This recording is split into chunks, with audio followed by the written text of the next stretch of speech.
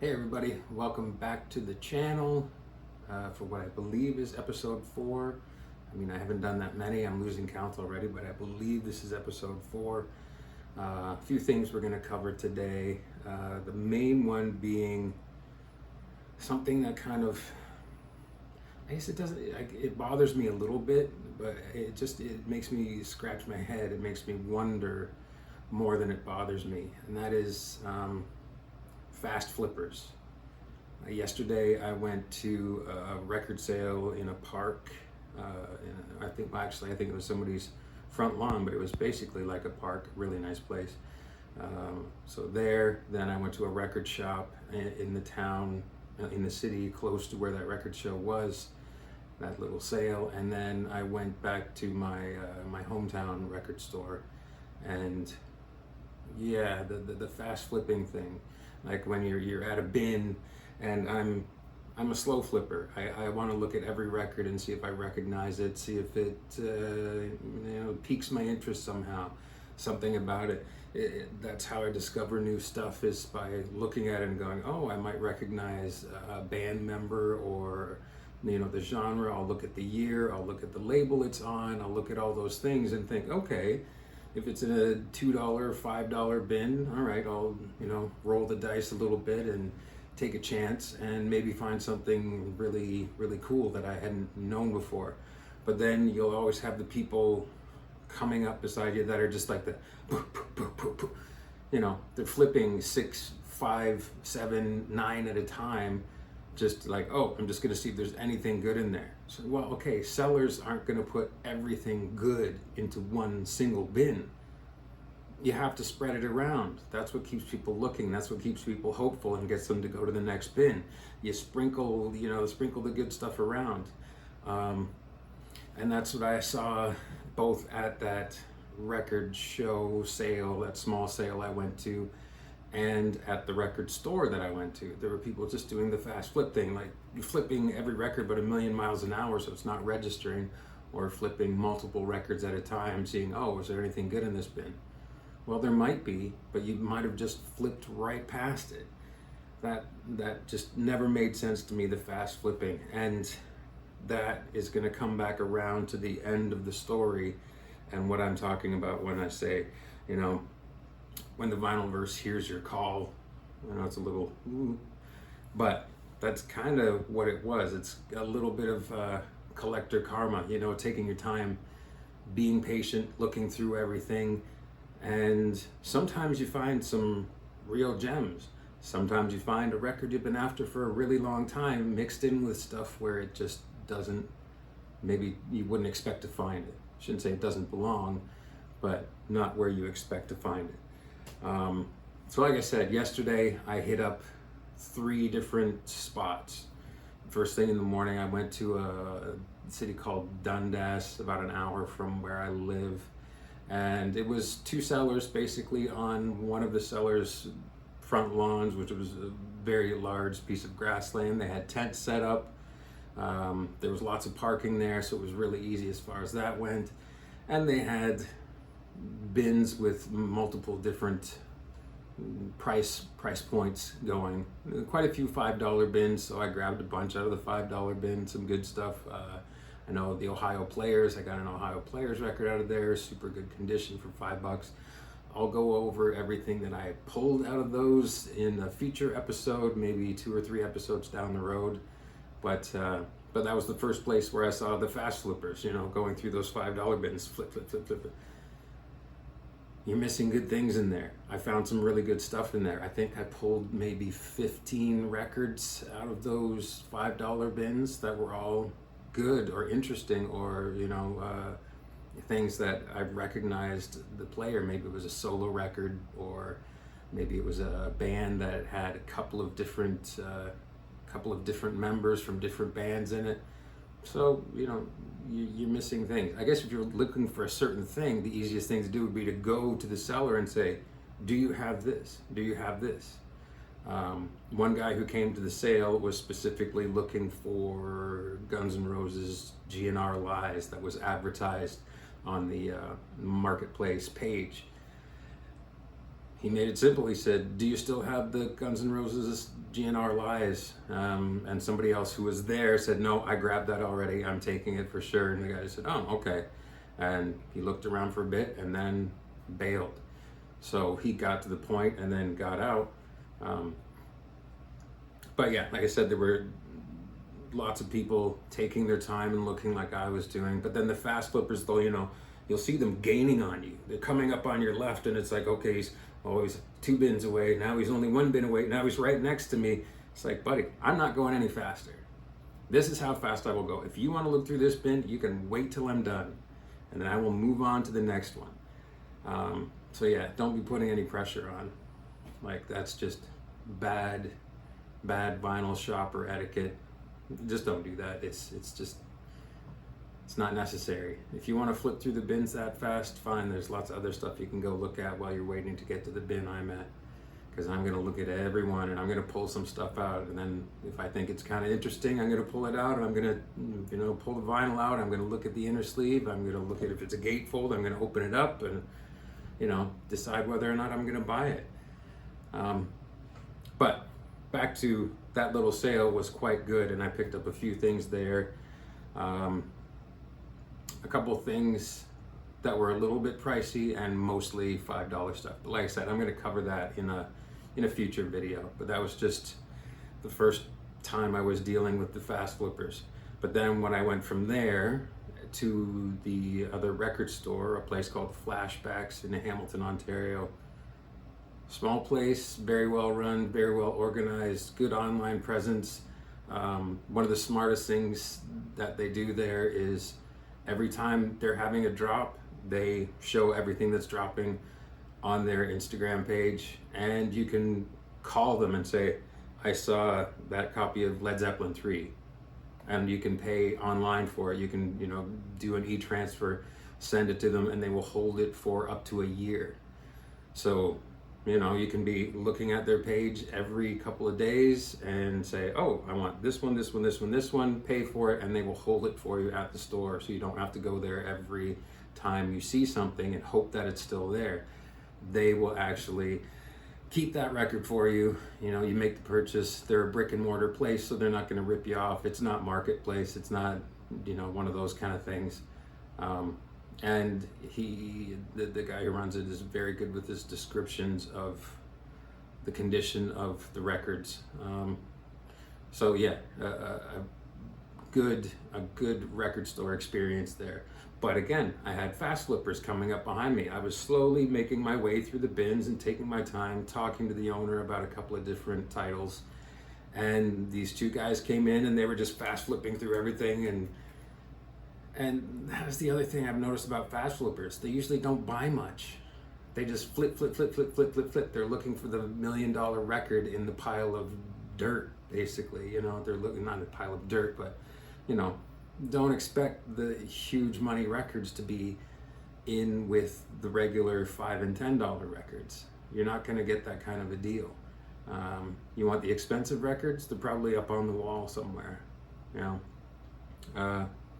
So that was, again, I had them coming up on one side of me and saying, "Buddy, you can go around. You'll get to this bin eventually when I'm done." And I took my time and went through every bin and found some good stuff, some interesting stuff, some stuff I was not looking for, but things that looked interesting, and the price point was good, so I bought it. That's kind of why I like the experience of going crate digging, taking my time, finding some interesting things, finding some things I wasn't necessarily looking for, and sometimes you get really lucky and find the one that you're after, the one you've been after for a long time. Which kind of brings me to the third spot I went to.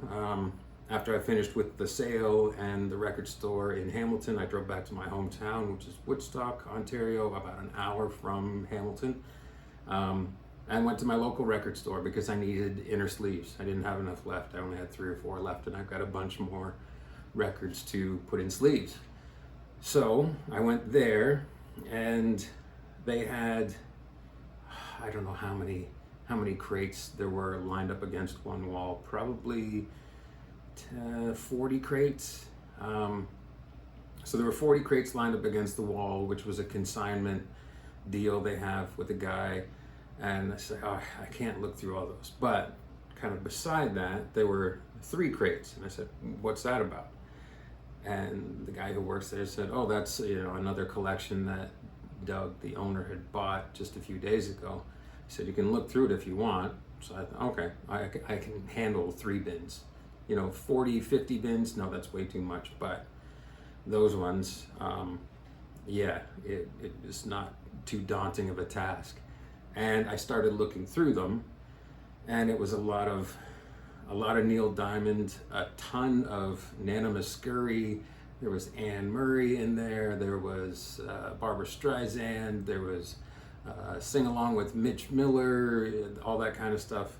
And in amongst all that stuff, the record that I got ghosted on that I talked about in the last video, ta-da, there it is. John Martin, Solid Air. I've been looking for this for about 2 years, maybe 3 years. Actively looking for it. It was always on a list, but then it kind of became, okay, it's moved to the top of the list. So this is one I've been after for a really long time, and it was in there amongst a bunch of random, uninteresting stuff. So those fast flippers, 99% chance they would have fast flipped right past it, and they would have said, oh, it's all junk, it's all, easy listening, and, Mitch Miller and Barbra Streisand, I'm not interested in that. But sometimes amongst that stuff, you find something like this, which is exactly what happened. So that's the karma thing. That's the collector karma, Be a kind and considerate collector. Use your manners when you're at sales. Have discussions with owners. Talk to other collectors. Maybe don't be a fast flipper because you'll miss the gold that actually is in there. So I ended up getting a record I've been after for a while. When I just talked not that long ago about missing out on this record that somebody was selling for $30. I don't know exactly what the condition was, so that was $30 Canadian. And I asked Brandon, who works at Record Works in Woodstock, where I buy a ton of my stuff, and he said, yeah, okay, I'll sell it to you for 10. So I said, okay, I'll take it. So I got a nice copy of Solid Air for $10. It is the later Island label. I think this is the only one they released in Canada, was basically a re-release. It never came on the Pink Rim Island label. That was in the US, they did that. In the UK, they did that. The UK, there were a bunch of different ones. There was the Palm Tree, Night and Day labels. There was, all the different island labels, but this one is pretty clean. I haven't run it through the spin cleaner yet, but I did play it last night. I just dusted it off because I wanted to hear it, and it sounds great. It sounds like the record that I wanted. So yeah, that made me very, very happy yesterday. So that was, a little bit of, the Vinylverse responding to a request, I guess. I was very, very happy about that. So it started out as a good day. It was a good day with the sale. It was a good day with the trip to Flashbacks. And then it got better when I stumbled upon that one. And out of those 3 crates, I pulled out, I think, maybe one more record, maybe 2 more record. A couple of things on Riverside. I think I only bought one of them though. But it was like a jazz samba, bossa nova, jazz kind of record on Riverside, early 60s. I can't remember who the artist is, but again, we'll get to this in a later video. I'm not going to talk about that too much right now. So yeah, that was the fast flippers, and the results of being a fast flipper. Sometimes it comes back to bite you in the ass, which, I guess I kind of got rewarded for being a patient, look at every record kind of flipper, because the stuff that was in there, you would not have expected to find something like a copy of Solid Air. So yeah, it was a pleasant surprise, and it just kind of made me smile, because it's like, yeah, if it was those people that I met today at the sale or the ones that I met at the record store, they would have missed it. They would have missed it, and it might have been the record that they were looking for. So, take your time, be patient, take it all in. Pick up something that you're not sure about, you don't recognize, but you think, oh, that's kind of interesting looking. Give it a go. See, you might end up getting lucky. You might find something that you really like or you've really been looking for. So, yeah, patience, and enjoy. And don't rush the people around you. Don't ever feel. Don't crowd people. That's not cool. That's not cool. Don't do that. So, yeah, in that first whole 15 minutes of the video, of course, I forgot to plug in the microphone, but the take was good and solid and clean and said everything I wanted. So I'm keeping it. You know, it's uh, it's the way it is. I'm not going to get too worried about. Maybe if it was the first video I was trying to make again and trying to make it as good as possible, make it as perfect as I can, I would go back and re-record and re-record and re-record. Now, it was a good video. I said everything I wanted to say, covered all my bases, had my cheat notes in front of me. So yeah, you'll just have to deal with the lo-fi. Um, and there's just a couple other things I wanted to talk about. I kept talking about this record, Solid Air, but I didn't really talk much about what it is. Um, and it's hard to describe. Even when you look it up on Discogs, it says folk, it says new age jazz, and it says psychedelic. I don't get the psychedelic thing at all, but it is, I guess, a modern jazzy release. I heard about John Martin when I was watching, I think it was the Island Records documentary when they were talking about some of the more eclectic artists they had on the Island label. Um, and yeah, and then he kind of gets brought in with Nick Drake sometimes. So being a Nick Drake fan, I kind of heard what John Martin was doing, especially on this record. And yeah, I thought, okay, I need to listen to that. So I had it, I had a download copy of it, and lots of alternate takes of most of the tracks on the album that are all really good and really interesting. Um, some go on longer than others. Then they're not bad going on longer. They're just longer versions. Um, lyrically, they're slightly different in the delivery. But it's just a really incredible record. Um, Solid Air is a fantastic song. Over the Hills is just everything is good. May You Never, Clapton covered that. I don't know how many years after. This was released in 73, recorded in 72, and released in 73. I'm not sure when Clapton did it, but John Martin's version is better. Clapton's is pretty good. I'll give him that, but I like the John Martin version better. Um, but yeah, just don't go out, don't have to go out and look for it or run out to buy it, but stream it. You've got YouTube, obviously. If you're watching this, you've got YouTube. So go listen to a couple of tracks off this and give it a chance. See what you think of it. Um, yeah, John Martin, Solid Air. Give it a go. I think you'll be pleasantly surprised.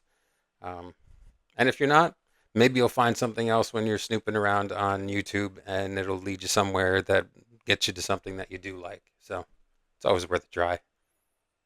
Just one more thing before I go finish off this episode is what's on the wall.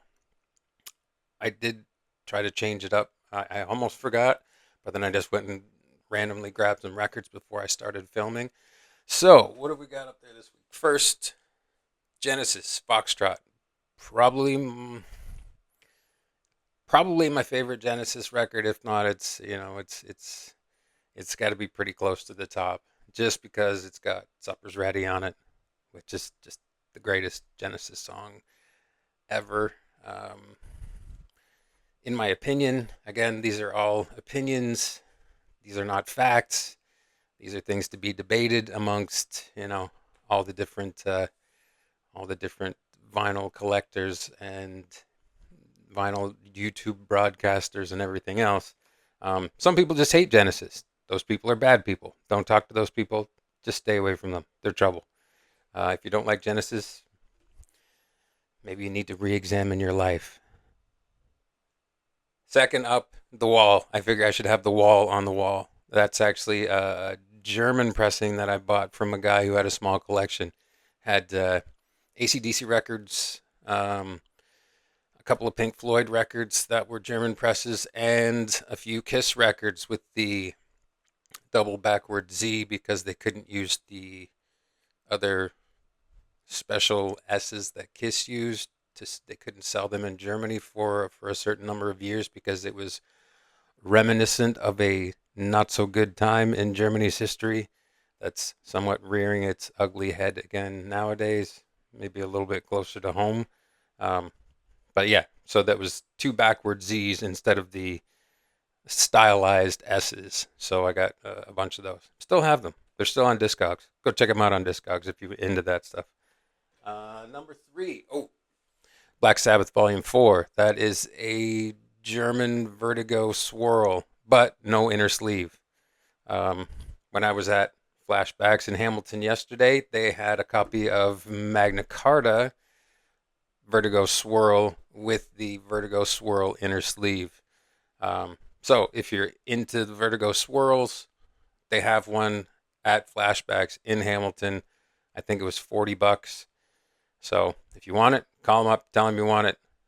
Magna Carta is quite folky. That's why I didn't pick it up because it's like, oh, I really wanted the another Vertigo swirl, and I really wanted the sleeve so I could put it with that copy of Volume 4.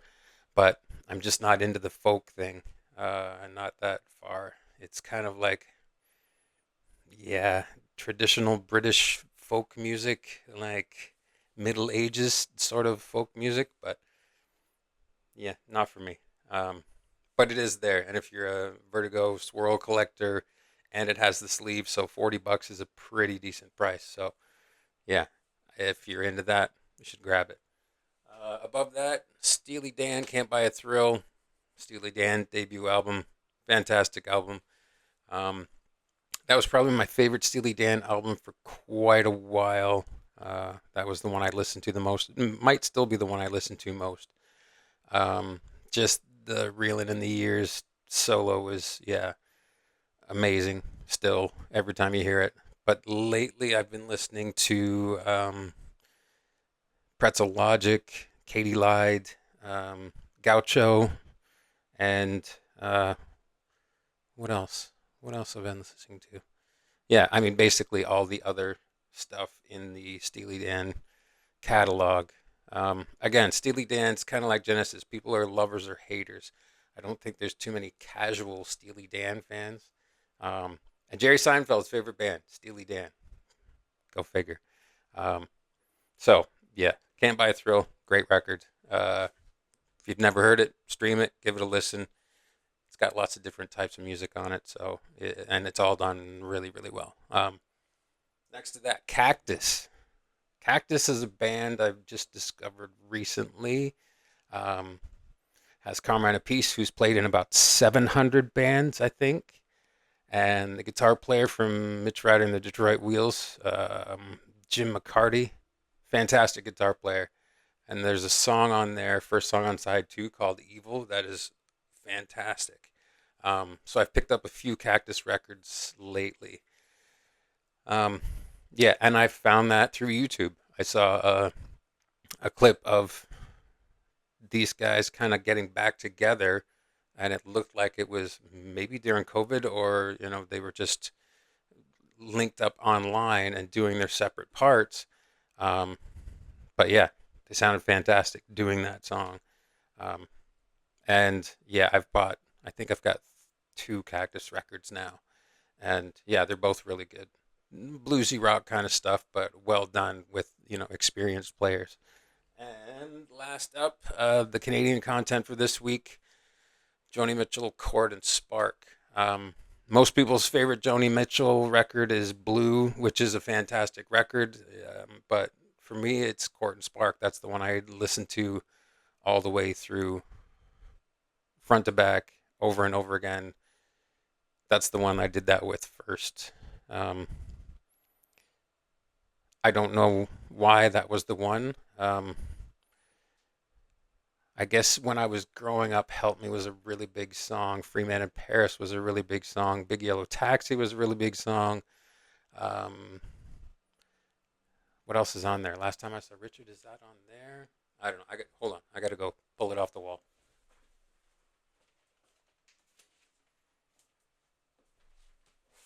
All right. That's probably not the best thing you want to see in a day, but yeah, help me, Freeman Pierce. Oh, People's Parties is on here. Um, just like this train. Yeah, Raised on Robbery. That's Robbie Robertson playing guitar on that one. So yeah, but yeah, this is the one that I listen to the most, I would say. Um, Blue is in there for sure. Miles of Isles, I really like. Don Juan's Reckless Daughter, I really like. There's not much Joni Mitchell I don't like. Um, but again, she's another one that there's a line. There is a line, and you're either on the Joni side or you're on the anti-Joni side. I think um, Joni fans aren't generally casual listeners. They're either rabid or they're completely against it. Um, but again, Joni Mitchell has lots of different. She was kind of a David Bowie. She would change things up. She would try different styles and do different things and work with different bands, different lineups. I mean, she had Jaco Pastorius as a bass player for a good number of years. So that's pretty impressive. And she could get guest artists in, and everybody wanted to work with Joni, and everybody wanted to be cool with Joni. Um, so that says something about the kind of musician she is. And she still sings. Her voice is far, far lower than it used to be, but she can still get, well, she's more in the neighborhood with the notes than I could ever be. Um, so it's still kind of cool to hear. It's still Joni's voice. It's just maybe 3 octaves lower than it used to be. It could be 4. I'm not sure how many octaves her voice has dropped now, but um, she's not hitting that falsetto anymore. But still Joni Mitchell. So go give Joni a listen. It's good summer listening too. Um, so yeah, I think that's it for this week. This week? I don't know if it's this week or this episode. That's it for now anyway. So I will see you the next time around.